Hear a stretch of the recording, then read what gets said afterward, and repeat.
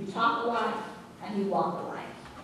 In our midst here today, in our sanctuary, is gathered a group of people who hold different beliefs about God, Christ, church, life, money. Fill in any topic there. To be honest, in the Disciples Church, you'll find diversity, much diversity in its members, more so than a lot of other churches, because our denomination was birthed in the American frontier, where freedom of thought and the ability to be independent was strongly encouraged. Where there's momentum around uniting a people, drawing a people together, getting a people to become one, we emphasize that oneness does not equal sameness. The married couple can become one, although they are still very much individuals with their own peculiar beliefs and thoughts. Our government can still be one, although there's a great amount of difference in opinions about what is best for America. The church can still be one, although within its body it holds followers with different beliefs about who this God is and who this Christ is, and what a church ought to be and look like. We don't always have to agree to be one. In fact, it's not going to happen. Right?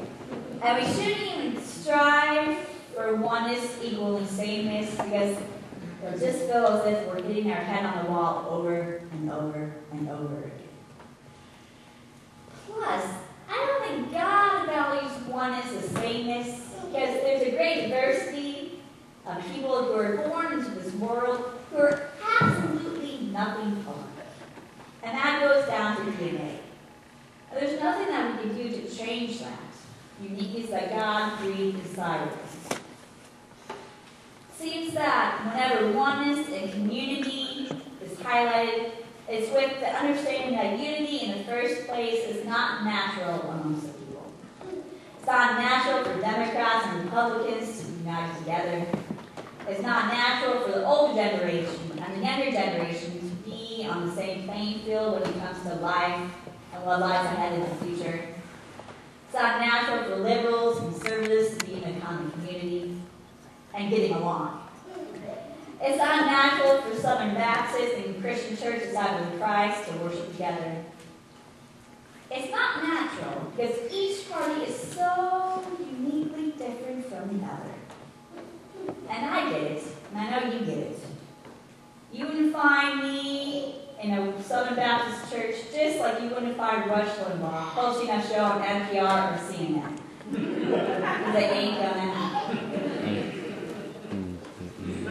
I think sometimes we take all of this information and knowledge about the importance of being one and bring it into conversation whenever we emphasize that the church needs to be one body working together. And it is great information. But the oneness that Jesus is talking about, not only in our passage, but throughout his whole life, is so much deeper than any of that. The oneness that Jesus is talking about is grounded in the understanding that we are all united, we are all one because of Christ. This God-given community that we are a part of is a gift given to us by God. It is this Christ and his life, his ministry and his death that allows us to be one. We cannot create oneness. You and I are not one because we look alike or think alike. And we are one not because we don't look alike or don't think alike.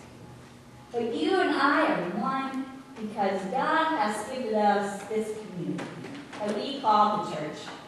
I wish Susie Deemer was here because I'm about to mention Teacher Bonhoeffer, but she's not. Don't miss out.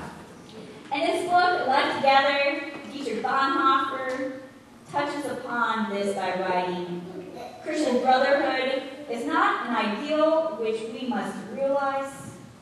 It is rather a reality created by God in Christ in which we may participate.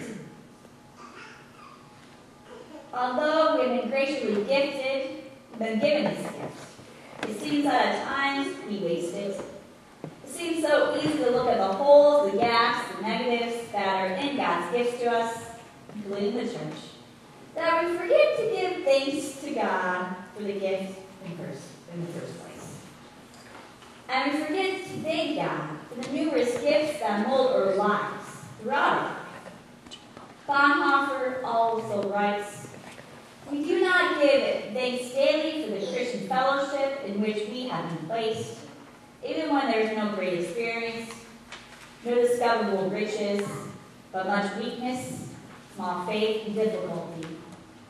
If, on the contrary, we only keep complaining to God that everything is so faulty and petty, so far from what we expected, that we hinder God from letting our fellowship grow according to the measure of riches which are there for us all in Jesus Christ." Just like all of God's gifts, the gift of the church is perfect for us. And the church and its people are not perfect in the sense of what we might call perfect, which means without flaw, ideal, exact, without failure. But the church is a perfect place for believers of Christ to come together in order to continue the work of Christ by creating more disciples who believe because of our work. Yes, we are not all the same. Yes, we are all different. And thank God for this. Let's not ruin or spoil any of God's gifts, thinking that we have to be and look like something that we are not. Let's not dismiss God's gift in church because we focus more on what's missing than on what is already here, and that is God. The oneness that we have in Jesus embodied in the church is just what we have, just as it is. It doesn't mean we ought not to strive to have a deeper faith and larger arms in reaching out to those who are in need. The gift of church does not give us permission to become complacent. Instead, this gift should encourage us to strive to do more of what Jesus did and ask of us so that we can show our gratitude for the one who has given this gift to us in the first place. The church will never be perfect. We will never be perfect, as the world defines perfection. But the church is what God desires to give to us to live into. Because after all, like those early disciples, we know that the journey ahead, while beautiful, can be tough at times. So we need each other to encourage, to support, to be a powerful presence as we become one with each other. And the whole church said,